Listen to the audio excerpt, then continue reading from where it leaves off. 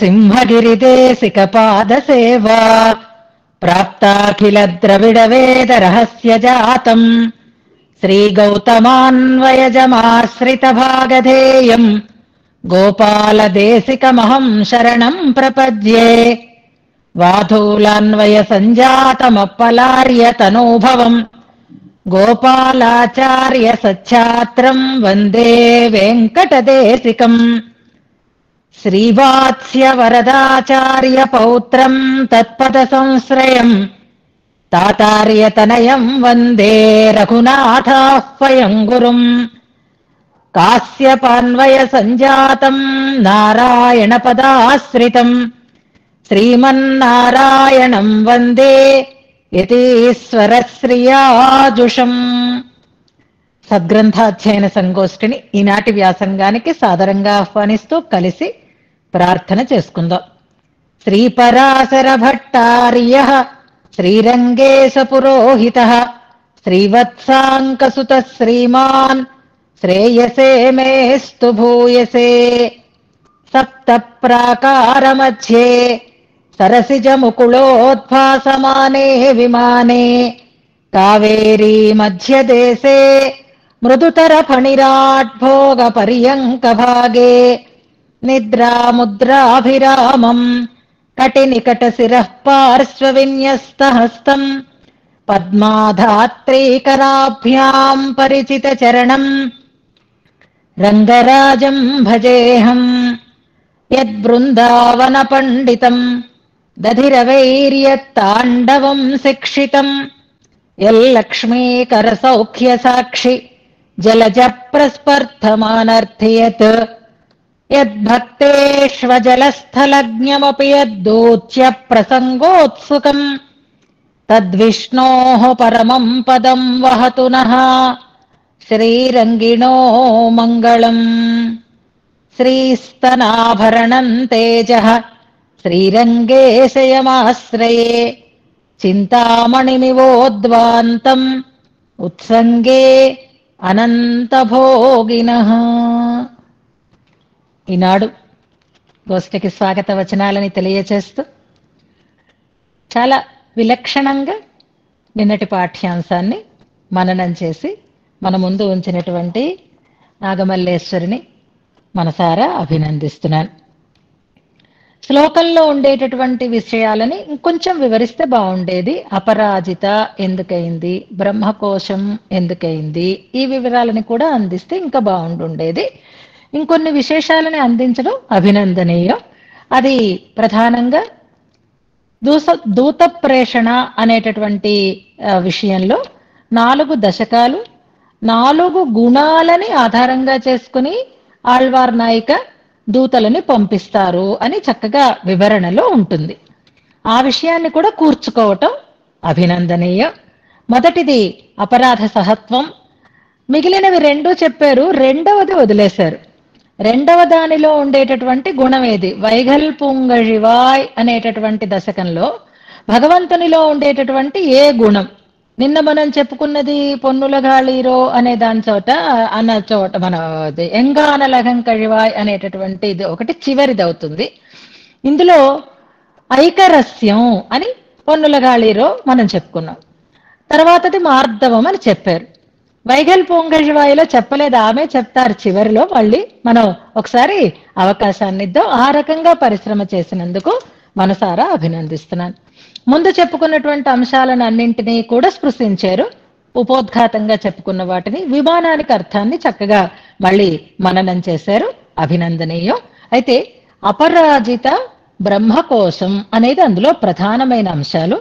ఆ విషయాలని కూడా మనం సమకూర్చుకోవాలి. మిగిలిన వాటిని వదిలినా అవి మాత్రం మనం శ్లోకాల్లో ఉండే తాత్పర్యాన్ని ప్రధానంగా తీసుకోవాలి అని ఒక సూచన చేస్తున్నాను. అలాగే కలిగించుట, కలిగి ఉండుట అని 2 పదాలుంటే మనకి విమానానికి ఉండే అర్థాలలో వినా పక్షిణామానం అని చెప్పినప్పుడు గరుత్మంతునితో సామ్యమును కలిగించుట అంటే అర్థం మారిపోతుంది. కలిగి ఉండుట అంటే అర్థం సరిగ్గా ఉంటుంది. మనకి సామ్యాన్ని కలిగిస్తుంది కనుక అనే అర్థం వచ్చేస్తుంది అక్కడ. కానీ గరుత్మంతుడు ఈ ఓంకార రూపమైనటువంటి విమానము రెండు ఒకటే సామ్యమును కలిగి ఉన్నది గరుత్మంతునితో అన్న చోట మనం అక్కడ దిద్దుకోవాలి. కలిగిస్తుంది అంటే మళ్ళీ మనం అర్థాన్ని మార్చినట్లుగా ఉంటుంది. అలాగే దివ్యత్వం చెప్పబడింది, దివ్యత్వాన్ని చెప్పబడింది అని అన్నారు. దివ్యత్వం చెప్పబడింది, విమానము యొక్క దివ్యత్వము చెప్పబడింది అనేదాన్ని చెప్పుకుందాం. నాగమల్లేశ్వరి ఏ కొత్త విషయం చెప్పినా దాన్ని చక్కగా వెంటనే గ్రహించి ఆనందించి మళ్ళీ దాన్ని ఒకసారి చెప్పి సంతృప్తిని పొందేటటువంటి ఒక సంస్కారం, ఉత్తమ గురువుల యొక్క సమాశ్రయణం, విషయం మీద శ్రద్ధ, అధ్యయనం మీద ఒక రకమైనటువంటి శ్రద్ధ కలిగినటువంటి వ్యక్తిగా మన గోష్ఠిలో ఆమె అన్వయాన్ని మనం గమనిస్తున్నాం. మరింతగా అభినందిస్తూ ఇక చివరిలో చెప్దాం అనుకున్న విషయం ఇప్పుడే చెప్పేస్తాను ఒక 2 నిమిషాలలో.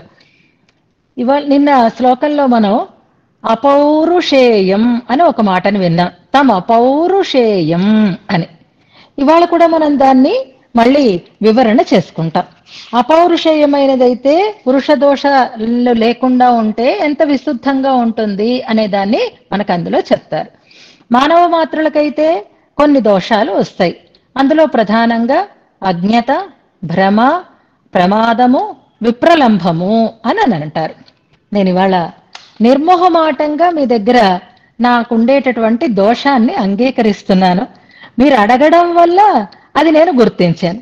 నిన్న నేను వివరించినటువంటి అంశంలో తిరుమళిసై ఆళ్వార్లు అలాగే ఎంబార్లు ఒకే సన్నిధిలో ఉండడం అన్న దాన్ని కూడా చక్కగా పెద్దల ద్వారా అడిగి చెప్పారు. వెంటనే నాకు స్ఫురించింది. కానీ అక్కడ భ్రమ కలిగింది, ప్రమాదము కలిగింది. అందుకే మీరు అలర్ట్ గా ఉన్నారు కాబట్టి, మీరు అప్రమత్తులై ఉన్నారు కాబట్టి మీరు క్వశ్చన్ వేశారు. చెప్తున్నప్పుడు ప్రమాదం జరిగింది, చదివినప్పుడు భ్రమ ఏర్పడింది. ఆ భ్రమ ఏది అంటే చదివినప్పుడు తిరుమంగయాళ్వార్లు ఎంబార్లు తీర్చిదిద్దారు అని ఉంది. తిరుమంగయాళ్వార్లు ఎంబార్లు తీర్చిదిద్దారు అంటే తిరుమలశ్రీ ఆళ్వార్లు ఎంబార్లు తీర్చిదిద్దారు అంటే తిరుమలశ్రీ ఆళ్వార్లు ఎంబార్లను తీర్చిదిద్దారు అనేది ఒక తప్పుడు భావన మనసులో స్థిరపడిపోయింది. అది చెప్పేటప్పుడైనా మారాలి. కానీ చెప్పేటప్పుడు కూడా నేను మీకు వివరణ చేస్తున్నప్పుడు కూడా ఇద్దరిది ఒక కాలం కాదు కదా అనేటటువంటి ఆలోచనే రాలేదు. ఇది ప్రమాదం అనేటటువంటి ఒక దోషం అన్నమాట. తప్పు చెప్పుట, అనవధానం అని అంటారు చూసారా.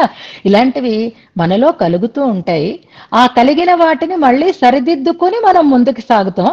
కానీ అపౌరుషేయమైతే ఇలాంటి దోషాలు లేకుండా ఉంటాయి. నిజమే, మీరు అప్రమత్తంగా ఉన్నారు, చక్కగా ప్రశ్న వేశారు, వెంటనే నాకు స్ఫురించింది. కానీ పుస్తకంలో అలా చదివాను కదా, ఇంకేదైనా వివరణ ఉంటుందేమో అని అనుకున్నా. కానీ పుస్తకంలోనే తప్పు పడింది. కానీ ఆ తప్పు ఒక్క వాక్యం ఇంత ప్రమాదానికి దారితీసింది. నేను మిమ్మల్ని తప్పు విషయం చెప్పినందుకుగా అన్యథా భావించవద్దు అని నా తప్పుని నేను మీ దగ్గర ఒప్పుకోండి. లేకపోతే ఇది మళ్ళీ స్థిరంగా మీ మనస్సులో ఉండిపోతే అది నా దోషం అవుతుంది. అది విషయ దోషం కాదు, నా దోషం అవుతుంది. ఎవరికైనా వస్తుంది. కాకపోతే మన తప్పును మనం హాయిగా ఒప్పుకుందాం. మన తప్పుని అందరూ లేనప్పుడే ఒప్పుకుందాము, అందరి దగ్గర ఒప్పుకోవద్దు అని అనుకోవద్దు. తప్పు తప్పే. ఆ తప్పు ఎంతమందికి తెలియకుండా ఉండాలి అని అనుకోవద్దు. అందరికీ తెలిసినా పర్వాలేదు, నా తప్పు నాకు తెలిసింది కదా, ఇక మళ్ళీ ఆ తప్పు లేకుండా ఉండాలి అనేటటువంటి భావన కూడా మనం అలవరుచుకోవాలి అని అనుకుందాం. అదే విషయం ఇప్పుడు నాగమల్లేశ్వరి చెప్పిన విషయమే. వారిద్దరిని ఒకచోట ఉండడానికి కారణం ఏమిటి అంటే వారిద్దరూ కూడా వైష్ణవ మతానికి చెందిన వారే. ఇతర సిద్ధాంతాల్లో కొన్నాళ్ళు ఉండి మళ్ళీ ఈ సిద్ధాంతంలోకి వచ్చారు కనుక ఇలా ఎవరైనా ఉన్నారా అని మళ్ళీ మనం వెతుక్కునేటట్లుగా అక్కర్లేకుండా ఇద్దరికి ఒకే స్థితి ఉన్నటువంటి వారు అని చెప్పడం కోసం కాలాంతరంలో ఎంబార్లు అలాంటి స్థితినే పొందారు, తిరుమలశ్రీ ఆళ్వార్లు అలాంటి స్థితినే పొందారు అని ఇంత ఎవరెవరు తీర్చిదిద్దారో చెప్పారు. పెయ్యాళ్వార్లు తిరుమలశ్రీ ఆళ్వార్లని, శ్రీశైల పూర్ణులు ఎంబార్లని తీర్చిదిద్దారు. ఎలా తీర్చిదిద్దారు అనడానికి కూడా మంచి ఐతిహ్యాలు ఉన్నాయి. అవి చివరిలో మనం చెప్పుకుందాం. ఇప్పుడు మనకి సమయం అధికమైపోతుంది. చక్కటి విషయాలని చక్కగా పొందికగా అందంగా ఇష్టంగా శ్రద్ధగా అందించినటువంటి నాగమల్లేశ్వరికి ఇతోధికమైన ఆచార్య అనుగ్రహం కలిగి మంచిగా గ్రంథాధ్యయనం చేసి మంచిగా విషయాలని చక్కగా అందించాలి. కొత్తవి తెలుసుకుంటూ ఉండాలి, కొత్త విషయాలని కూర్చుకుంటూ ఉండాలి, ఉన్న విషయాన్ని దాంట్లో ఇమడ్చుకుంటూ ఉండాలి అని సూచన చేస్తూ భగవద్ అనుగ్రహం, ఆచార్య అనుగ్రహం కలగాలి అని ప్రార్థన చేస్తూ ఈనాటి మన వ్యాసంగాన్ని మనం కొనసాగించుకుందాం. శ్లోకానుసంధానంతో ప్రారంభం చేసుకుందాం. శ్లోకానుసంధానం కూడా మనం నిన్నట్లాగే 45వ శ్లోకం దగ్గర నుంచి తీసుకుందాం. 10 శ్లోకాలు ఎక్కువైతే మళ్ళీ టైం పట్టేస్తుంది కాబట్టి మొదటి శ్లోకం. శ్రీవత్స చిహ్నమిశ్రేభ్యో నమ ఉక్తిమధీమహే యదుక్తయస్త్రయీ కంఠే యాంతి మంగళసూత్రతాం. 35వ శ్లోకం దగ్గర నుంచి. ప్రాకారమధ్యాజిరమండపోక్త్యా సద్వీపరత్నాకరరత్నశైలా సర్వం సహారంగ విమాన సేవాం ప్రాప్తేవ తన్మందిరమావిరస్తి. జితబాహ్యజినాదిమణి ప్రతిమా అపి వైదికయన్నివరంగపురే మణిమండపవప్రగణాన్ విదధే పరకాలకవిః ప్రణమే మహితాన్. స్మేరాననాక్షికమలైః నమతః పునానాన్ దంష్ట్రాగదా భ్రుకుటిభిః ద్విషతోऽధునానాన్. చండ ప్రచండ ముఖతః ప్రణమామి రంగద్వారావళీషు చతసృషు అధికారభాజః. సర్వాత్మసాధారణనాథ గోష్ఠీపూరేపి దుష్పూరమహావకాశం ఆస్థానమానందమయం సహస్రస్థూణాదినామ్నాతమనా అవాప్నవాని. విహరతి హరౌ లక్ష్మ్యా లీలాతపత్ర పరిష్క్రియా వినిమయ విధో సూనాసూని క్రియా సఫలోత్పలాం. అథ మునిమనః పద్మేష్వబ్జాసహాయ విహారజ శ్రమహరతటీం యామః తామైందవీం అరవిందినీం. తాపత్రయీమైందవ పుష్కరిణ్యాం నిమజ్య నిర్వాపయితాస్మి యస్యాః అభ్యాసతోపామఘమర్షణీనాం చంద్రః సుధాదీధితి తామవాప. పూర్వేణ తాం తద్వదుదార నిమ్న ప్రసన్న సీతాశయమగ్ననాథాః పరాంకుశాజ్యాః ప్రథమే పుమాంసః నిషేదివాంసో దశమాం దయేరన్. ఆధారశక్తిముపరి ప్రకృతిం పరేణ తాం కూర్మమత్ర పణినం పృథివీం ఫణాసు పృథ్వ్యాం పయోధిమతి తన్నళినం విధాయ శ్రీరంగధామసు నివిష్టమభిష్టవాని. పరేణ నాకం పురిహేమమయ్యాం యో బ్రహ్మకోశోऽస్త్యపరాజితాఖ్యః శ్రీరంగనామ్నా తమపౌరుషేయం విమానరాజం భువి భువి భావయాని. ఇంతవరకు మనం అర్థంతో అనుసంధానం చేసుకున్నాం. నిన్నను శ్లోకంలో ఉపనిషద్వాక్యాలలో ఉండేటటువంటి పదాలతో కూర్పబడిన శ్లోకం అని చెప్పుకున్నాం. ఇలాంటి శ్లోకాలు ఇంకా ఉన్నాయి, ఉపనిషద్వాక్యాలని తలపింపచేస్తూ స్ఫురింపచేస్తూ అని అనుకున్నాం. వీలైతే ఆ టాస్క్ చెయ్యండి అని అన్నాను. సుమతి గారు ఆల్రెడీ దాన్ని ప్రారంభం చేశారు. నిన్నను 1-2 చేసి ఇలా చెయ్యొచ్చా అని అడిగారు. బాగుంది అని అన్నాను. మళ్ళీ ఇవాళ కూడా పెట్టారు, నేను ఇంకా చూడలేదు. అందుకని మన పాఠమైన తర్వాత చివరిలో ఆమె ఆ వివరణ చేస్తారు. 2-3 శ్లోకాలకి సమయాన్ని బట్టి ఎందులో ఏది ఉంది అనే దాన్ని తెలియచేస్తారు. ఇంకా చాలా ఉన్నాయి, 2 శ్లోకాలే కాదు ఇంకా ఉన్నాయి. వాటిని అన్నింటినీ మనం కూర్చుకుందాం. ముందుగా మనం పాఠ్యాంశాన్ని తెలుసుకుందాం. సుమతి గారిని కూడా నేను మనసారా అభినందిస్తున్నాను. చివరిలో 1-2 శ్లోకాలలో ఏ ఉపనిషద్వాక్యాలు ఉన్నాయి అనేది ఆమె ద్వారానే మనం విందాం. ఇవాళ ప్రమాణ తిరట్ అంటూ ఏమీ లేదు కాబట్టి ఆ రకమైనటువంటి టాస్క్ మనం చేసుకుందాం. ఇక నిన్నటి శ్లోకం, మొన్నటి శ్లోకంలో శ్రీరంగ విమానము యొక్క దివ్యత్వము చెప్పబడినది అని ఇప్పుడు మననం ద్వారా మనం తెలుసుకున్నాం. ఈ శ్లోకంలో ఇవాళ మనం చెప్పుకునేటటువంటి శ్లోకంలో తర్వాతి శ్లోకంలో మరొక 2 విశిష్టతలు ఇందులో తెలియజేయబడతాయి. ఏది అననంటే, నిన్నటి శ్లోకంలో ఆ వైకుంఠ విమానమే ఇక్కడికి వచ్చింది, పేరు వేరు తప్ప వస్తువు అదే అని మనం చెప్పుకున్నాం. ఎందుకు ఇక్కడికి రావడం? ఎక్కడున్నది అక్కడే ఉండొచ్చు కదా. దాని స్థాయి తగ్గించుకొని భూలోకంలోకి రావడానికి రావాల్సినటువంటి అవసరం ఏమిటి అని సందేహం కలగచ్చు. అంతే కదా. ఒక వస్తువు యొక్క విలువ ఉన్న స్థానాన్ని బట్టి ఉంటుంది అని చెప్పినప్పుడు విమానం అర్థంలో అది కూడా మనం చెప్పుకున్నాం కదా. అంచేత వైకుంఠ లోకంలో వైకుంఠ విమానం ఉంటే ఉండేటటువంటి గొప్పతనం భూలోకంలోకి వస్తే ఎలా ఉంటుందండి, ఎందుకు రావాలి భూలోకంలోకి అనే సందేహం మనకి కలగచ్చు. దానికి సమాధానం ఇవాళ ఇస్తున్నారు. ఎందుకని అంటే వైకుంఠ లోకంలో ఉంటే ఆ వైకుంఠ విమానం అందరూ ఆశ్రయించడానికి తగినట్లుగా ఉండదు. ఇక్కడ ఉంది కాబట్టి అందరూ ఆశ్రయించటానికి తగినటువంటి వీలు కలిగింది. ఎందుకు ఇక్కడికి వచ్చింది అంటే సర్వ సమాశ్రయణీయత్వం అనేటటువంటి ఒక విశిష్టతని ఇందులో మనకి తెలియచేస్తున్నారు. అందరూ ఆశ్రయించి అందరూ చేరడానికి వీలుగా ఉండేటట్లుగా, సులభంగా మనం అందుకోవటానికి వీలుగా అదే వైకుంఠ విమానం ఇక్కడికి వచ్చి ఉన్నది అని మనకి ఇందులో స్పష్టం చేస్తున్నారు. తర్వాతి శ్లోకంలో వచ్చింది, పాపం అందరూ అందుకుంటారనుకునే వచ్చింది, అందరి కోసమే వచ్చింది.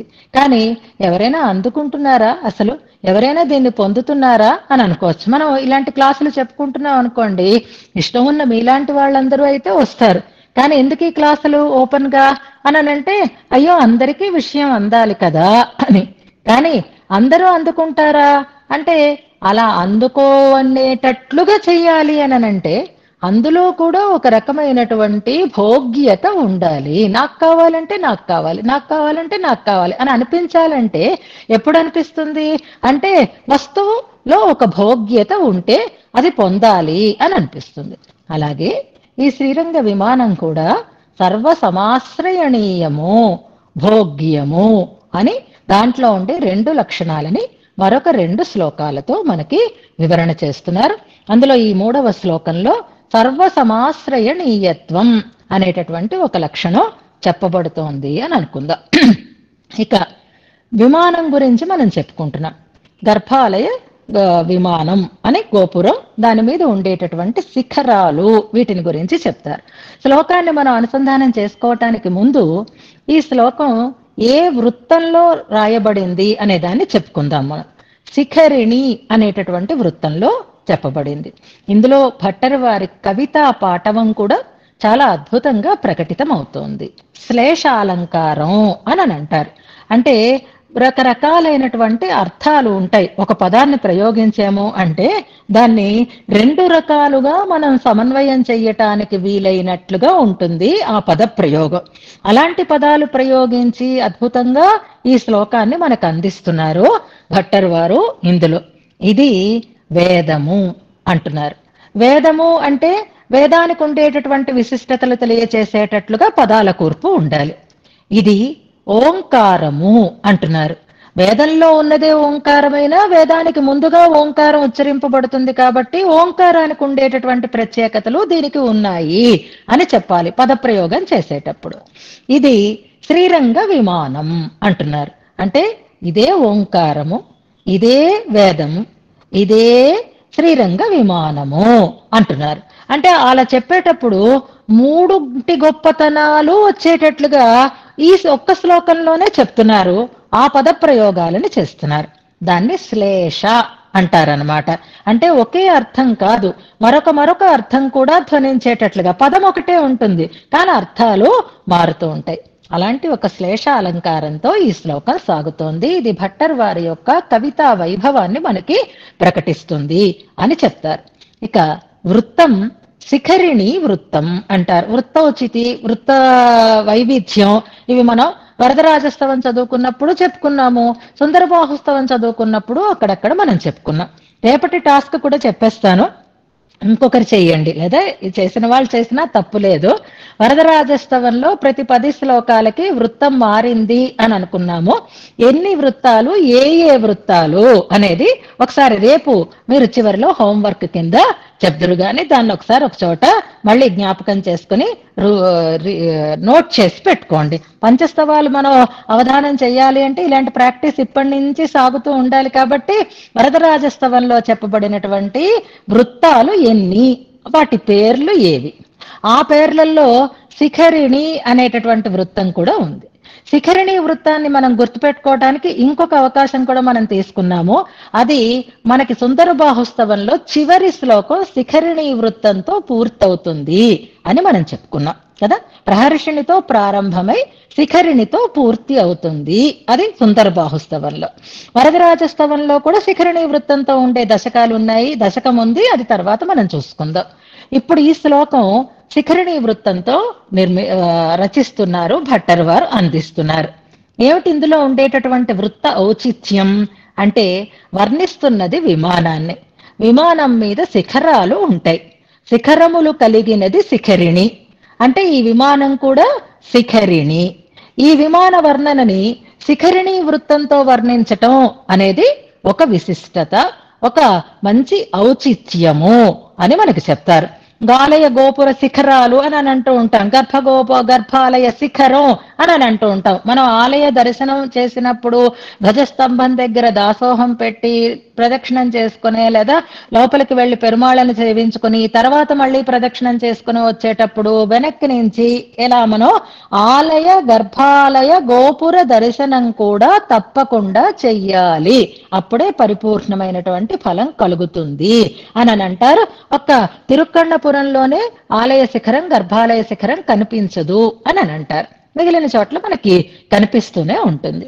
ఇప్పుడు మనం విమానాన్ని అనుభవిస్తున్నాం కాబట్టి విమాన శిఖరాన్ని సేవిద్దాం. ఎక్కడ?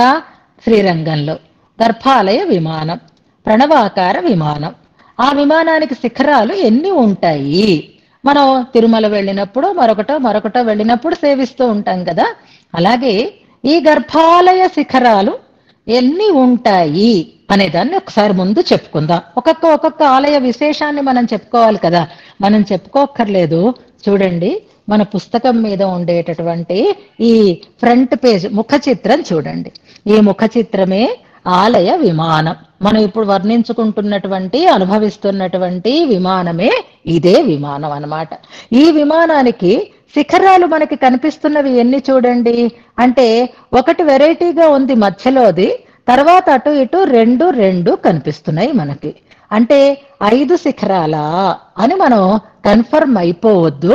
ఇక్కడ మనం తెలుసుకుందాం ఎన్ని శిఖరాలు అని అంటే 7 అని పెడుతున్నారు. ఇది కూడా కొంచెం కరెక్టే, కానీ ఇంకా ఉంది దాంట్లో. ఈ శిఖరాల గురించినటువంటి ప్రస్తావన చేసేటప్పుడు అసలు 4 శిఖరాలు మామూలుగా అందులో ఉండేవి.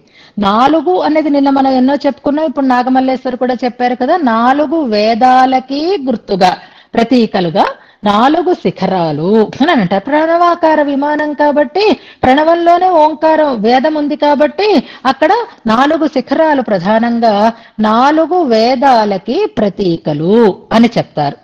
తర్వాత 4 వైపులా 4 ప్రతిష్ఠ చేయవలసి వచ్చింది. ఎందుకు అనంటే రక్షకంగా అని చెప్తారు. చక్రతాళ్వాన్ ప్రతిష్ఠ, స్వామిని ఆ విగ్రహాన్ని తీసుకుని వెళ్ళిపోవడం, ఇవన్నీ సుదర్శన శతకం చెప్పినప్పుడు పెద్దల ద్వారా మనం వింటూ ఉంటాము. రక్షకంగా 4 దిక్కుల అంటే ఆ గర్భాలయంలో ప్రవేశించి ఉత్సవమూర్తికి ఎవరు ఏ రకమైనటువంటి ప్రమాదము తలపెట్టకూడదు అనేటటువంటి, అక్కడ ఉండేటటువంటి పెరుమాళ్ళకి అనే ఉద్దేశ్యంతో ఏర్పాటు చేసినటువంటి రక్షణ వ్యవస్థకి సూచకంగా పరవాసుదేవ, అచ్యుత, అనంత, గోవింద అని 4. ఆ ముందర ఉన్నదే పరవాసుదేవ మూర్తి, దానిపైన ఒక శిఖరం ఉంటుంది చూడండి, అది తెలిసేటట్లుగా. అలా 4, ఇలా 4, 8 అయిన తర్వాత ఈ 4 వేదాలు అని అనుకుంటే, 5 అని అనుకుంటే అర్థపంచకం అని చెప్పడం కోసం అవి మళ్ళీ ఈ పరవాసుదేవ శిఖరానికి ఒకదాని వెనకని ఒకటి అంత స్పష్టంగా మనకి కనిపించవు, కానీ దీనితో కలిపి 4 ఉంటాయి. అంటే మొత్తం 5 ఉంటాయి అన్నమాట.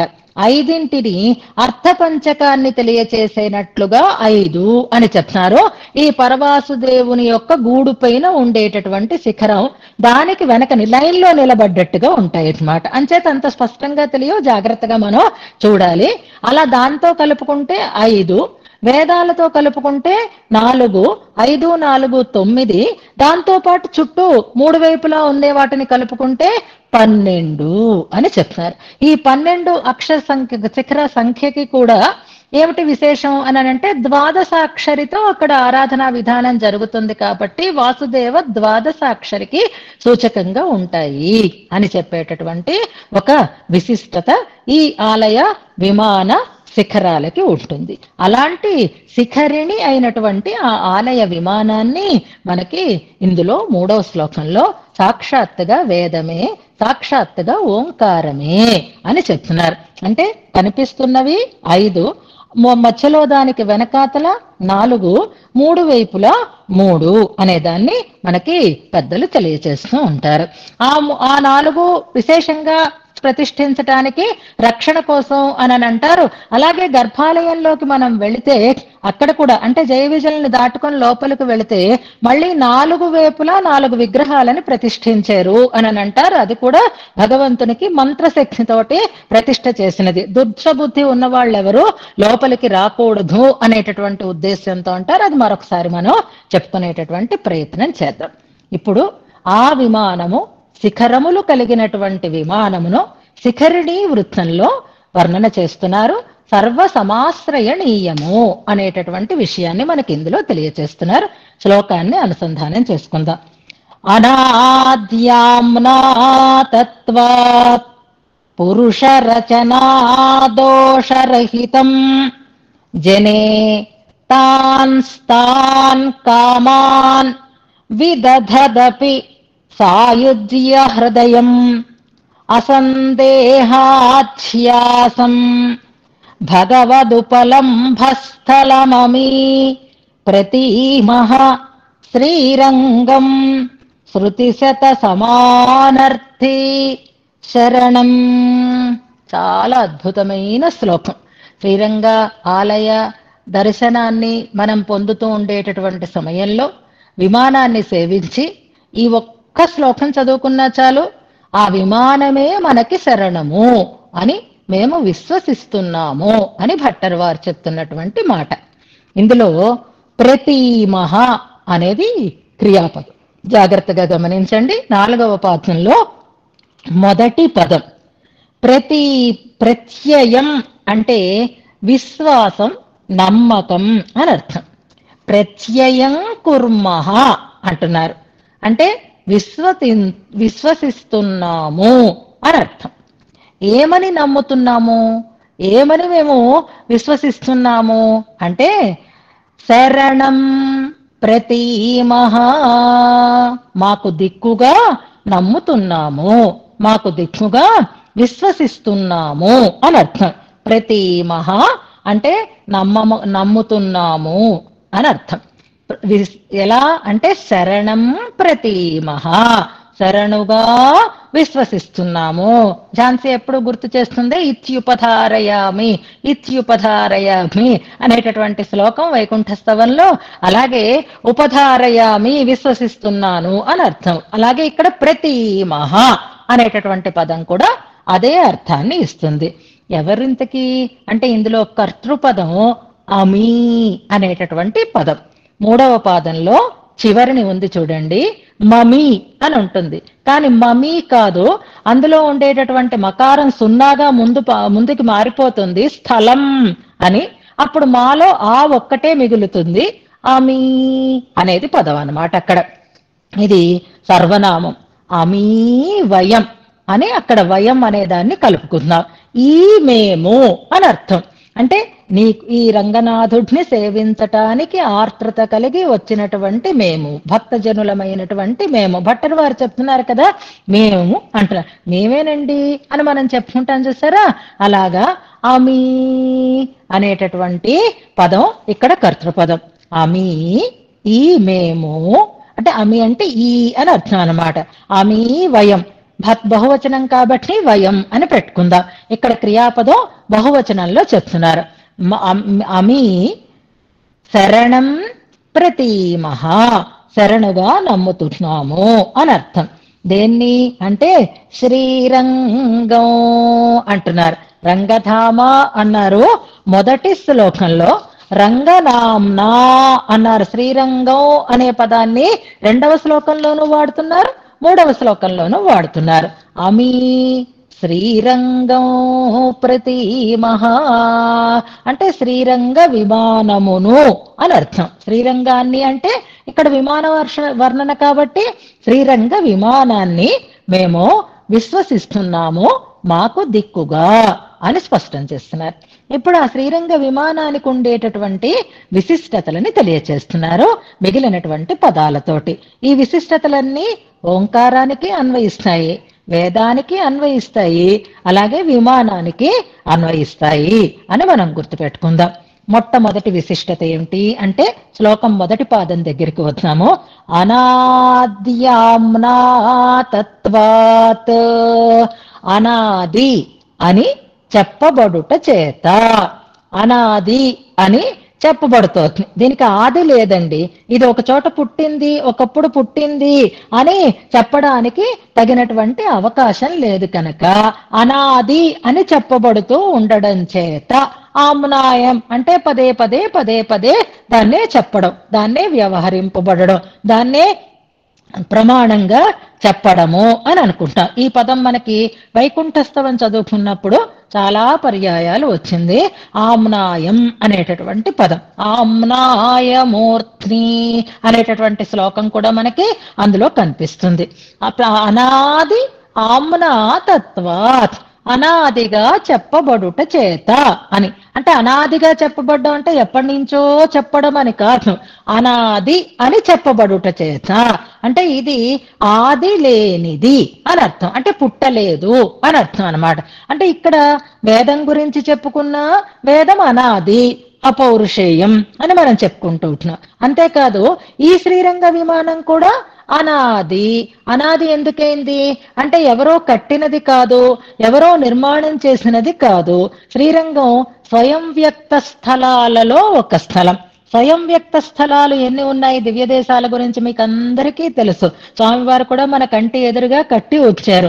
అందులో మొట్టమొదటిది దివ్య దేశం శ్రీరంగం, ప్రధానమైనటువంటి దివ్య దేశం శ్రీరంగం, అన్నింటికీ ప్రధానమైనటువంటి దివ్య దేశం శ్రీరంగం అని మనం చెప్తూ ఉంటాం కదా.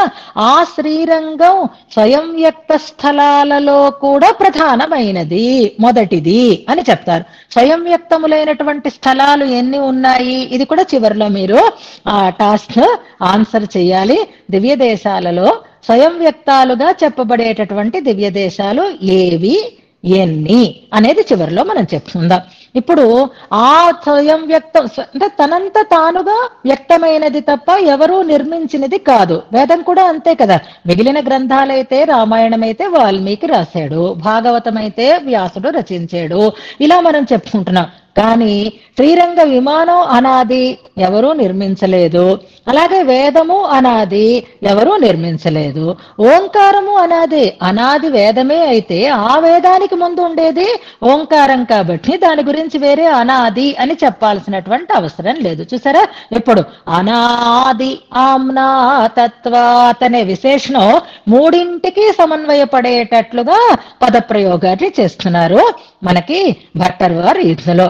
ఓంకారము, శ్రీరంగము, వేదము కూడా అనాదులు అని చెప్పబడుతున్నాయి. అంటే అంచేతే అనాదులు కాబట్టే ఎవరి ప్రయత్నము లేదు కాబట్టి పురుష రచనా దోష రహితం. ఏదో తేడా వస్తుంది. నిన్నట్లాగే మనలో అయితే ఎన్నో రకాలైనటువంటి ఆసక్తులు ఉంటాయి కాబట్టి పురుష రచనా దోషం, మానవుల తార్క నిర్మాణం వల్ల వచ్చేటటువంటి దోషములు లేనిది అని చెప్తున్నారు. పురుష రచనా దోష రహితం, మానవుడు నిర్మించటంలో మానవుని ప్రయత్నం చేత రావడం వల్ల కలిగేటటువంటి దోషములు లేకుండా ఉన్నది అని చెప్తారు. అదే భ్రమ అంటే ఒకదానికి ఒకటి అనుకోవడం, ప్రమాదము తప్పుగా దాన్ని సమన్వయం చేయటం, విప్రలంభము అంటే దాన్ని వంచన చేసి కావాలనే తప్పుని చెప్పడం. ఇలాంటి దోషాలు చాలా ఉంటాయి. తెలియకపోవటం అనేది ఒక దోషం. ఆ దోషాలేవి వేదానికి లేవు, ఓంకారానికి లేవు, అలాగే శ్రీరంగ విమానానికి కూడా లేవు. ఇంకా జనే తాన్ స్థాన్ ఈ రెండవ పాదం చాలా ప్రధానమైనది. నిన్నటి శ్లోకంలో అపౌరుషేయం అని చెప్పి దాన్ని మళ్ళీ ఇక్కడ చాలా పక్కాగా నొక్కి చెప్తున్నారనమాట. అందుకే జనే తాన్ స్థాన్ కామాన్, జనే జనులకు అని అనుకుంటున్నాం ఇక్కడ మనం. జనములకు అంటే జనము ఏది కోరితే అది. శ్రీరంగం వెళ్ళామండి, తిరుమల వెళ్ళామండి, విదేశ యాత్రకు వెళ్ళామండి అనంటే ఊరికినే వెళతామా చెప్పండి? ఏదో కోరిక మనసులో పెట్టుకునే వెళతాం. ఏదో ఒకటి కావాలి అని కోరకుండా వచ్చేటటువంటి పరిస్థితే ఉండదు మనకి. మనం ఇచ్చిన టాస్క్ చివరిలో చేసుకుందాం. ఇప్పుడు పాఠం మీద దృష్టి పెట్టుకుందాం. వృత్తాల గురించి మనం వెళ్ళామనుకోండి, చెప్తున్న పాఠాన్ని వినేటటువంటి ఏకాగ్రత చెడుతుంది. కావాలంటే రేపైనా మనం చెప్పుకుందాం అని అనుకున్నాను, రేపటి టాస్క్ కాబట్టి దాని మీద దృష్టి పెట్టద్దు. మనం ఇప్పుడు ఏది తెలుసుకుంటున్నామో దాని మీద ఏకాగ్రత పెట్టుకుందాం. కొంచెం అటు ఇటు అయినా తర్వాత చెప్పుకోవచ్చు, ఒకరు ముందు చెప్పేశారన్న బెంగక్కర్లేదు. డైవర్షన్ మాత్రం ఉండకూడదు, అది మాత్రం గట్టిగా మీకు నేను సూచన చేస్తున్నాను. జనే తాన్ స్థాన్ కామాన్, కామములు అంటే కోరికలు. జనులకి తాన్ తాన్, ఎవరికి ఏది కావాలంటే అది అని అర్థం అనమాట. ఇప్పుడు చూడండి, కొంతమంది పాఠం వింటున్నారు, కొంతమంది వృత్తాలు వెతుకుతున్నారు, కొంతమంది నేను వైకుంఠస్తవం శ్లోకం అనేసరికల్లా ఆ శ్లోకం నెంబర్ పెడుతున్నారు. ఇది వారి వారి అభిరుచిని బట్టి సాగుతూ ఉండేటటువంటి ప్రవృత్తి. అలాగే జనాలేం తక్కువ మంది ఉన్నారా? అశేషమైనటువంటి జనం. వీళ్ళందరికీ కూడా భగవంతుడి ద్వారా ఏవో కోరికలు ఉంటూనే ఉంటాయి. ఆ కోరికలు తీర్చుకోవటం కోసం, కోరడం కోసం దివ్య దేశాలకు వెళుతూ ఉంటారు. అలాగే శ్రీరంగానికి వెళ్ళారు, వెళ్ళి పెరుమాళని వారి వారి ప్రవృత్తికి సంస్కారానికి అనుగుణంగా కోరికలని కోరుతున్నారు. తాన్ తాన్ కామాన్, ఎవరు ఏది కోరితే దాన్ని. ధర్మ అర్థ కామములు అని మూడు ఉన్నాయి కదా. ఎవరు ఏది అడిగితే వాటిని విదధపి, ఇస్తుంది అని అర్థం. ఇస్తున్నప్పటికీ కూడా అని అర్థం. ఇక్కడ విదధపి అని వచ్చింది చూసారా? ఇప్పుడు చూడండి, నేను చెప్తున్నాను కాబట్టి ఈ పద ప్రయోగం ఇక్కడ మనం తెలుసుకోవలసినటువంటి ఒక చిన్న ఉపనిషద్వాక్యం. ఎవరికి ఏది కావాలంటే అన్నింటినీ ఇస్తున్నా అనేటటువంటి మాట ఇక్కడ ప్రయోగింపబడుతుంది. ఇస్తున్నది ఒక్కటే, కానీ అడుగుతున్న వాళ్ళు అనేక మంది. ఏకో బహూనాం విదధాతి కామాన్ అనేటటువంటి ఒక ఉపనిషద్వాక్యం మనం ఒక శ్లోకంలో అనుసంధానం చేసుకున్నాం. అలాగా అంటూ దాన్ని మనకి గుర్తు చేశారు. ఏ శ్లోకంలో? వెరీ గుడ్, 21వ శ్లోకం పెడుతున్నారు. ఇది కరెక్ట్ ఆన్సర్. ఇందులో దుగ్ధాబ్ధిర్జనక అనేటటువంటి ఒక శ్లోకంలో కావేరీదేవి అనేకమైనటువంటి ఉపహారాలని, కానుకలని పట్టుకుని ఉంది. ఆమె ఒక్కర్తే, కానీ లహరీకరములతో అనేకమైనటువంటి కానుకలని సమర్పిస్తోంది అన్న చోట మనం ఏకో బహూనాం విదధాతి కామాన్, పరమాత్మ కూడా అలాగే అందరికీ అనేకములైనటువంటి కోరికలని తీర్చేవాడు. అక్కడే కావేరి లహరీకరైర్ విదధతి పర్యేధి సా సేవ్యతాం అని విదధతి అనేటటువంటి పదప్రయోగం మనకు అక్కడ శ్లోకంలో కనిపిస్తుంది. అలాగే ఇక్కడ వేదము అన్ని రకాలైనటువంటి కోరికలని తీర్చేటట్లుగా కర్మకాండ అందులో చెప్పబడింది. ఓంకారము తనకి ఏది కావాలంటే దానిని తీర్చేది అవుతుంది. శ్రీరంగ విమానము ఏ కోరికలని కోరితే ఆ కోరికలని అందించేది అవుతుంది అని చెప్తూ, కానీ అసలు రహస్యం ఏమిటి? అసలు ఏది కోరాలి, ఏది ఇస్తుంది, ఏది ఇచ్చేటట్లుగా చేస్తుంది, దేన్ని కోరేటట్లుగా చేస్తుంది అనంటే సాయుజ్య హృదయం అంటున్నారు. సాయుజ్యమే మనము కోరదగినది, సాయుజ్యమే మనము పొందదగినది అనేటటువంటి ఒక స్థిరమైనటువంటి అభిప్రాయాన్ని కలిగి ఉన్నది అని అర్థం. వేదం ద్వారా మనం పొందేది భగవత్ సాయుధ్యమే. నిజంగా విమానం మనకి అందించేది భగవత్ సాయుధ్యమే. మరి మిగిలిన కోరికలనన్నింటినీ ఎందుకు తీరుస్తోంది అనే దాన్ని మనం వ్యాఖ్యానంలో చెప్పుకుందాం. అన్నీ ఎవరు ఏది కోరితే ఆ కోరికలని తీరుస్తున్నప్పటికీ ప్రధానంగా దానికి ఉండేటటువంటి ఆ రహస్యం ఏది అంటే సాయుజ్య హృదయం, సాయుధ్యమే అందించేటటువంటి హృదయం అభిప్రాయాన్ని కలిగి ఉన్నది అని చెప్తున్నారు. ఇంకా అసందేహ అధ్యాసం, రెండు పదాలు ఇవి. సందేహం అనే పదం మనకి తెలుసు, అసందేహం అంటే సందేహము లేకుండా ఉండది అని అర్థం.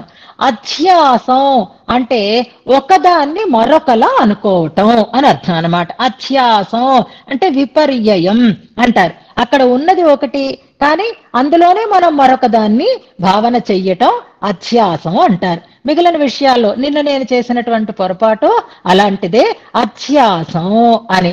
వాళ్ళిద్దరూ ఒక చోట ఉంటే వాళ్ళిద్దరూ ఉండడానికి వేరే మరొక దాన్ని భావన చేసుకోవడం అని వచ్చింది చూసారా, అది విపర్యయం అవుతుంది అనమాట. కానీ వేదం అసందేహ అధ్యాసం, మనకి ఉందా లేడా, ఉన్నాడా లేడా అనేటటువంటి భగవంతుడు ఉన్నాడా లేడా అనే సందేహాన్ని కలిగించదు. అధ్యాసం ఈయన కాదు ఈయనలో పరమాత్మను చూడండి అనేటట్టు ఉండదు అన్నమాట. ఎలా ఉంటుంది అంటే ఎవరక్కడ ఉన్నాడో ఆయననే చూపిస్తుంది, ఆయన తప్పకుండా ఉన్నాడు అనేటటువంటి నిశ్చయాన్ని మనకి కలిగిస్తుంది. కనుక అసందేహ అధ్యాసం భగవదుపలంభస్థలం, భగవంతుని ఉపలబ్ధిని కలిగించేటటువంటి స్థానము, క్షేత్రము అనర్థం. భగవంతుణ్ణి మనకి అందించేటటువంటి స్థలము అని చెప్తూ అమీ శ్రీరంగం శరణం ప్రతీమహ అంటూ ఈ విమానానికి ఒక గొప్పతనాన్ని చెప్తున్నారు. ఈ ఓంకారానికి ఒక గొప్పతనాన్ని చెప్తున్నారు. శృతి శత సమానర్థి, గుర్తుపెట్టుకోండి, చాలా మంచి మాట ఇది. శృతి అంటే వేదం, శృతి శతం అంటే అనేకములైనటువంటి వేదములు అని అర్థం. శృతి శత సమానం అంటే వేదములు మూడే కాదు, అనంతావై వేదాహ అని ఒక మాట ఉంది. కాబట్టి శృతి శతములతో సమానమైనటువంటి రుద్ధి సంపద కలిగినది అని అర్థం. రుద్ధి మనం రోజు ప్రార్థన చేసుకునేటటువంటి శ్లోకంలో ఒక మాట వస్తుంది చూసారా, జలజ ప్రస్పర్ధమానర్థి అని. అక్కడ కూడా పదం రుద్ధి అనేటటువంటి పదం. రుద్ధి అంటే సంపద, శృతి శతములతో సమానమైనటువంటి, అంటే శృతి శతములకి ఎటువంటి సంపద ఉందో అటువంటి సంపదే కలిగినది అని అర్థం. శృతి శతాలకు ఉండేటటువంటి సంపద ఏది అంటే భగవంతుణ్ణి దగ్గరగా చూపించుట అని అర్థం. శృతి శతములు అంటే వేదాలలో అనేకములైనటువంటి, శృతి అంటే ఇక్కడ ఉపనిషత్తు అని అనుకున్నా, ఉపనిషత్ శతములు అంటే అనేకములైనటువంటి ఉపనిషత్తులు. ఉపనిషత్ అంటేనే మనకు తెలుస్తోంది దగ్గరగా ఉంచేది అని అర్థం అనమాట. ఉపవాసము, ఉపనిషత్ ఇలాంటి పదాలు మనం తెలుసుకుంటే, ఉప అంటే సమీపే, నిషత్ ఉంచేది. ఎవరిని మన దగ్గర ఉంచుతుంది అంటే ఉపనిషత్తుల ద్వారా మనకి పరతత్వం సమీపంగా అందింపబడుతోంది, మన దగ్గరగా ఉంచేటట్లుగా చేసేవి అని అర్థం. శృతి వాక్యములు అనేకములు అని అనుకోవచ్చు, శృతులు అనేకములు అనుకోవచ్చు. వాటికి ఉండేటటువంటి సంపద భగవంతుణ్ణి దగ్గర చెయ్యటం అని అర్థం, దగ్గరగా ఉంచటం అని అర్థం. అదే పని శ్రీరంగ విమానం కూడా చేస్తోంది. కాబట్టి శ్రీరంగ విమానం కూడా శృతి శత సమానర్థి, శృతి శతములకి ఏ సంపద అయితే ఉందో ఇక్కడ ఎలా అనుకోవాలంటే మా అదృష్టం అండి, మా అదృష్టం, మా భాగ్యం అంటాం. అదృష్టం అంటే కూడా ఇంకా మా భాగ్యం అండి అంటాం. భాగ్యం అంటే అర్థం ఏమిటి? సంపద అని అర్థం. అదే పదాన్ని ఇక్కడ వృద్ధి అనే పదంతో చెప్తున్నారు. శృతి శతములకి ఏ భాగ్యం అయితే ఉందో అలాగే శ్రీరంగ విమానానికి కూడా అదే భాగ్యం ఉంది.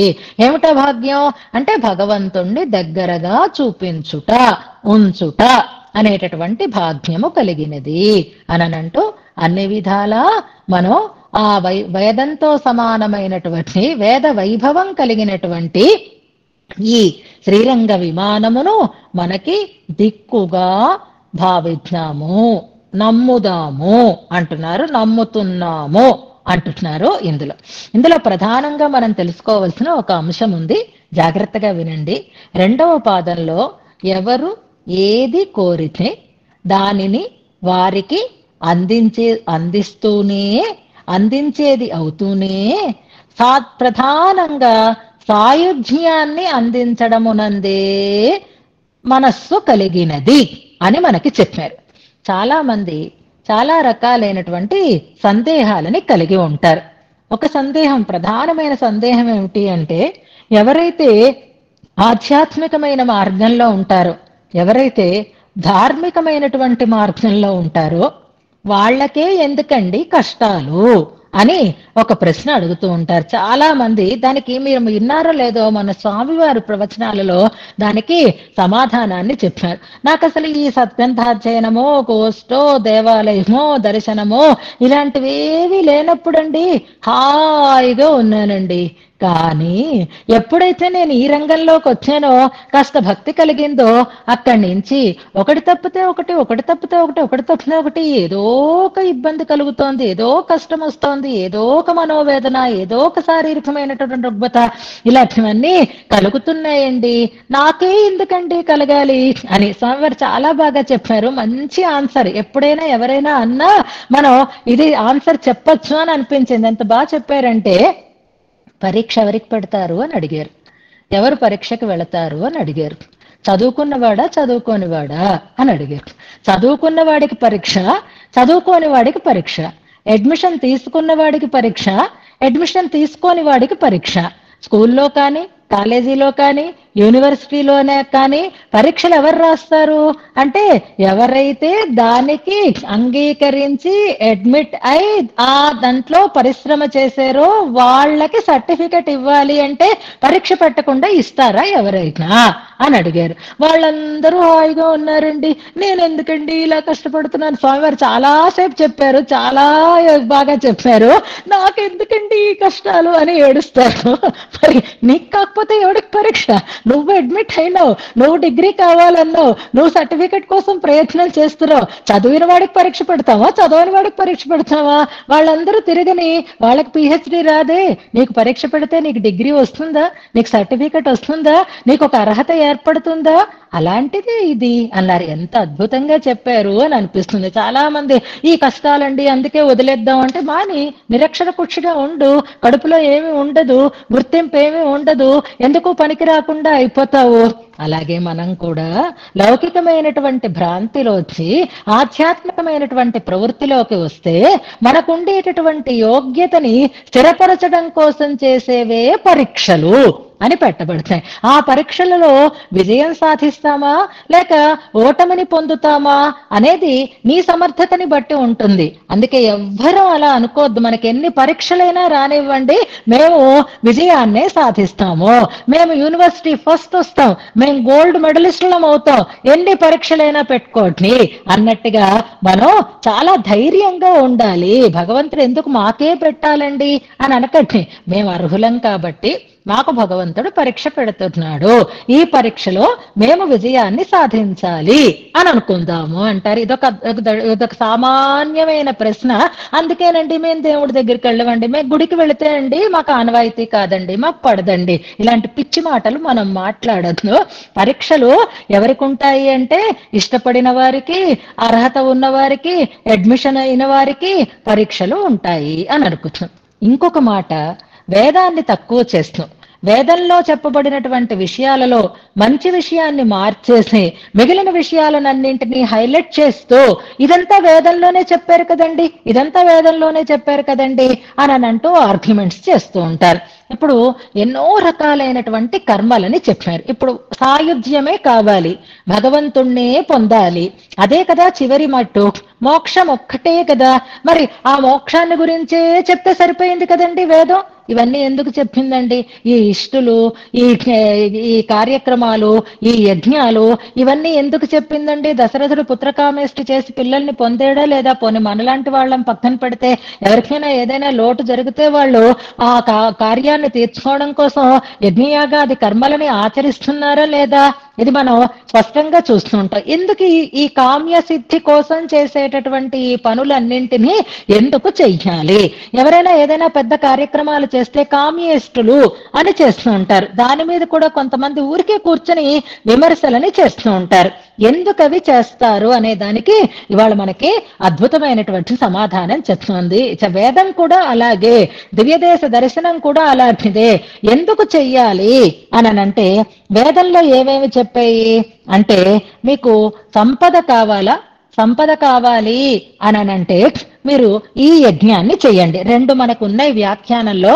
వాయవ్యం శ్వేతమాలభేత భూతికా మహా, యజుర్వేదంలో ఉండే ఒక వాక్యం. వాయువుని పూజించండి, శ్వేత పశువుని ఇది చేసి, భూతి కామః ఐశ్వర్యం కావాలంటే, జ్యోతిష్టోమేన స్వర్గకామో యజేత, స్వర్గం కావాలి అంటే జ్యోతిష్టోమం అనేటటువంటి యజ్ఞాన్ని చెయ్యండి. పుత్రకామేష్టి ఇవన్నీ మనకి తెలిసినవే కదా. వర్షం కావాలి అంటే ఒక యజ్ఞం మనకు ఉంది, ఒక ఇష్టి మనకి ఉంది. ఏమిటా ఇష్టి అంటే ఇది మనకి బాగా తెలిసి ఉండాలి. స్వామివారి సంబంధం కలిగిన వారం కనుక ఏ ఇష్టి చేస్తే వర్షం అద్భుతంగా కురిసింది అని మహానుభావుల గురించి చెప్తూ ఉంటారో ఆ ఇష్టి పేరు గుర్తు తెచ్చుకోండి. చివరిలో మనం అనుసంధానం చేసుకుందాము. ఇలాంటివన్నీ వేదమే చెప్పింది. అంటే ఏది కావాలన్నా వేదమే, ఏది కావాలన్నా వేదం. ఎందుకండి అక్కర్లేనివన్నీ ఇవ్వడం, వీటి కోసం క్రియాకలాపాలని చెప్పడం ఎందుకండి అంటున్నారు. Very good. కారేరి ఇష్టి కారేర్యా వృష్టి కామో యజేత అని ఒక వేదవాక్యం ఉంటుందన్నమాట. అలాగా ఎందుకు వేదంలో ఇలాంటి భౌతికమైనటువంటి లాభాలు కలిగేటట్లుగా వేదం ఎందుకు చెప్పాలి అని ఒక ప్రశ్న. జనే తాన్ కామాన్ విదధతి. మరి అలా ఇచ్చినప్పుడు సాయుజ్య హృదయం అని ఎందుకు చెప్తున్నారు? వేదానికి ఉండే అతిశయం దీన్ని బట్టే మనం తెలుసుకోవలసిందనమాట. ఎందుకు అలాగా అంటే దానికి ఆచార్య హృదయంలో ఉండేటటువంటి ఒక సూక్తిని మనకి వ్యాఖ్యానంలో ఇస్తున్నారు. తర్వాత చదువుకుందాం ఆ వాక్యాలని. వేదమాత అంటారు చూసారా, తల్లి లాంటిది. మాతా పితృ సహస్రేభ్య వత్సలతరం అని చెప్తున్నారు. ఒక తండ్రి తల్లి కాదు, 1000 మంది తల్లిదండ్రుల కంటే కూడా వాత్సల్యం కలిగినది ఈ శాస్త్రము అని మనకి చెప్పబడుతూ ఉంటుంది. తల్లి ఉంది, పిల్లడు ఉన్నాడు. ఆ పిల్లడికి ఏమి ఇవ్వాలి అనంటే పాలు తాగేటట్లుగా చెయ్యాలి. పాలు తాగితే వాడికి సాత్వికమైనటువంటి బలం కలుగుతుంది, పండు తింటే వాడికి బలం కలుగుతుంది. కానీ ఆ పిల్లడు ఇష్టపడడం లేదు, ఏడుస్తున్నాడు, చిరాకు పడుతున్నాడు, అసహ్యించుకుంటున్నాడు, అల్లరి పడుతున్నాడు, మంకు పట్టుదల పడుతున్నాడు. ఇప్పుడు ఆ తల్లి నిజంగా ప్రేమ కలిగిన తల్లి అయితే ఆ పిల్లవాడు మట్టిలో ఆడుకుంటాను అని పట్టుదల పెట్టాడు, వదిలేస్తుంది ఆ తల్లి. కొంచెం సేపు వాడు హాయిగా మట్టిలో నిశ్చింతగా ఆడుకునేటట్లుగా వదిలేస్తుంది. వాడు ఏదో పాడు పని చేయడం కోసం పట్టుదల పడుతున్నాడు. వాడికి అదే కావాలి. నేను ఆడుకుంటాను అంటున్నాడు, నేను మన్ను తింటాను అంటున్నాడు, నేను ఇంకో పని చేస్తాను అంటున్నాడు. అది వాడికి మంచిది కాదు. కానీ తెలివైన తల్లి అయితే వాడి చేత మంచి పని చేయించాలి అంటే ముందేం చేస్తుంది అంటే వాడేది అడిగితే దాన్ని వాడు చెయ్యడానికి తగినటువంటి ఒక అవకాశం ఇచ్చి ఆ వస్తువుని వాడికి ఇస్తూ ఉంటుంది. పాలు తాగాలి అంటే నాకు ఇది కావాలి, చాక్లెట్ ఇస్తే పాలు తాగుతా అన్నాడు అనుకోండి, చాక్లెట్ ఇస్తుంది. మరొక డ్రెస్ కొంటే పాలు తాగుతా అన్నాడు అనుకోండి, డ్రెస్ కొంటుంది ఆవిడ. పాలు తాగడం కావాలి అంటే ఇప్పుడు ఈ తల్లికి ప్రధానమైనటువంటి ఉద్దేశ్యం ఏది? పాలు తాగించుట. కానీ ఏం చేస్తోంది? వాడేదడిగితే దాన్ని అందిస్తోంది. ఎందుకోసం? వాడు పాడైపోవాలనా? కాదు, వాడికి ముందు వాడి కోరిక తీరుతుందనేటటువంటి ఒక నమ్మకాన్ని కలిగించటం కోసం.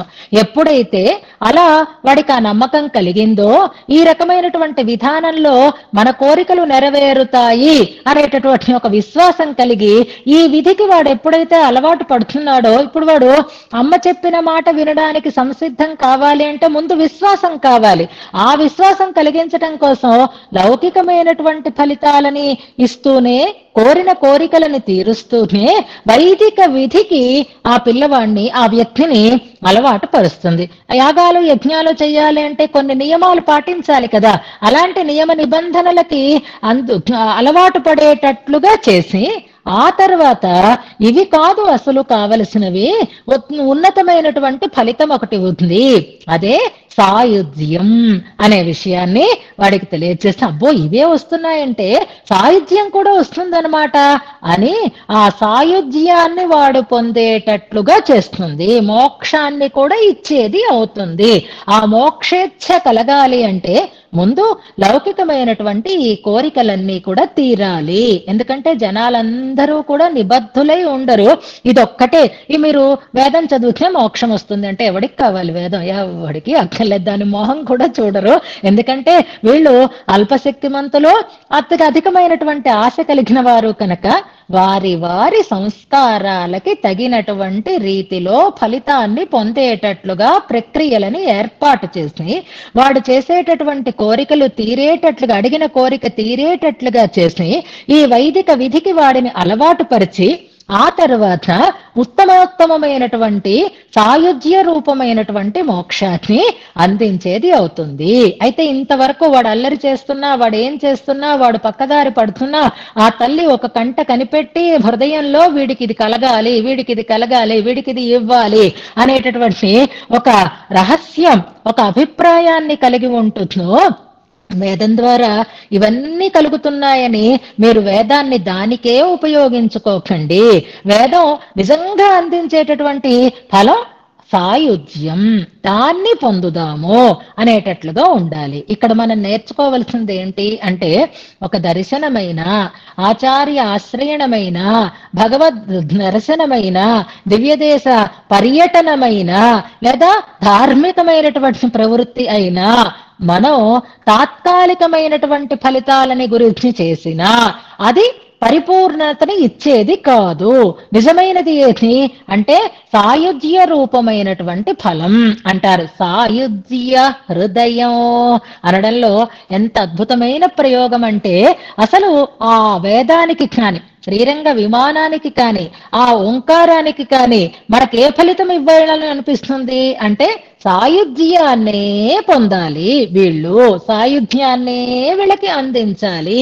అదే దృష్టితో ఉంటుందన్నమాట.